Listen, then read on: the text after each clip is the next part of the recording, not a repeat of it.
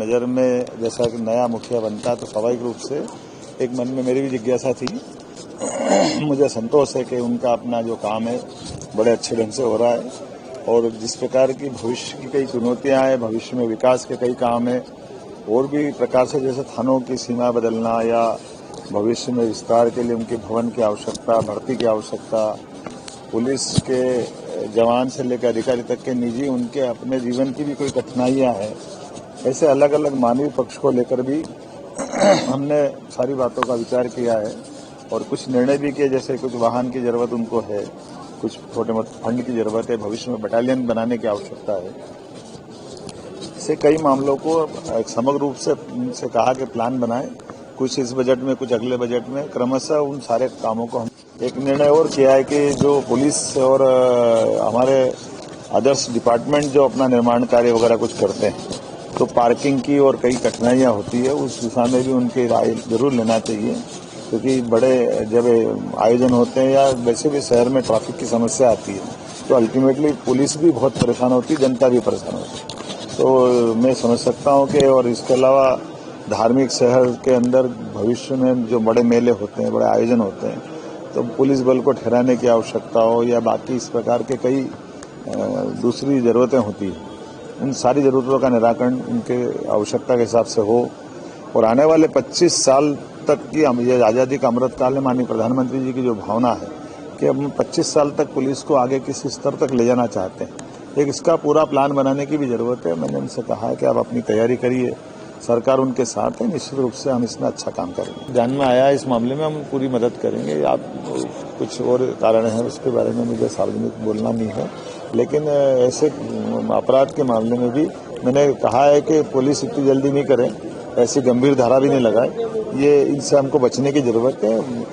जो अपराध की श्रेणी का हो उसकी पूरी गंभीरता के साथ जांच करने के बाद ही उस पर कार्रवाई करना चाहिए। बहुत धन्यवाद। मुझे इस बात की प्रसन्नता है कि कल ही एक 12 लाख का इनामी नक्सलवादी व्यक्ति को हमने पुलिस ने दक्षता के साथ उसका एनकाउंटर किया है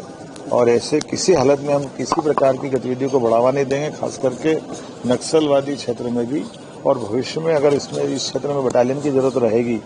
तो हम इसमें बटालियन भी देने वाले हैं और जो जो जरूरत सुरक्षा के इंतजाम की होगी वो सब करेंगे। प्रदेश में उनका कोई दिशा निर्देश 2 तरह की चीजें हैं, जैसे फॉरेंसिक लैब को लेकर के मैंने पुलिस में कहा है कि हमारी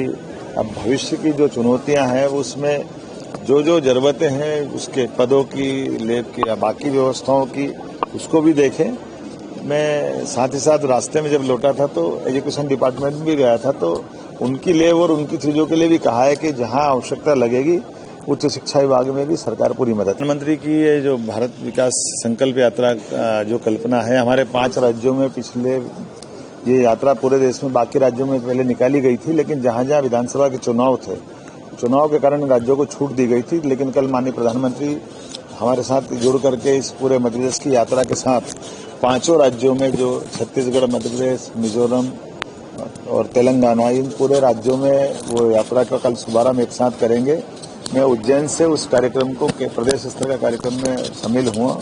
और इसके अलावा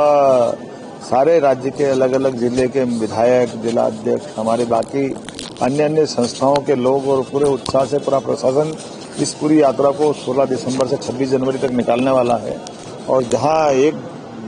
दिन में 2 पंचायत या 25,000 की आबादी में 2 कार्यक्रम, ऐसी इसकी कल्पना की गई है। लेकिन अगर संख्या कम ज्यादा करना पड़े तो रद्द बढ़ाकर भी हम इस पूरे आयोजन को अच्छे से करेंगे और इसी आयोजन को केवल सामान्य आयोजन न मानते हुए जनता की लोक हित से जितनी योजना है उनके हितग्राहियों को इसका लाभ दिलवाना, या जो हमारे सर्विस डिपार्टमेंट है वो अपना ठीक से काम करे। मैंने कहा कि केवल जहां जहां यात्रा जाएगी वहां न करते हुए पूरे 40 दिन का एक रोडमैप बना करके पूरे प्रदेश में ऐसे सारे विभागों को दक्षता से काम करना की जरूरत रहेगी जो सारे इस दायरे में आते हैं। तो स्टेट गवर्नमेंट ये माननीय प्रधानमंत्री जी के अद्वितीय अभियान का स्वागत करती है और हम सब मिलकर के उन पूरे अभियान को सार्थक करेंगे। आपका विषय माननीय हमारे यशस्वी नेतृत्व इस पूरे मामले में निर्णय करने वाला है और वो जैसा देंगे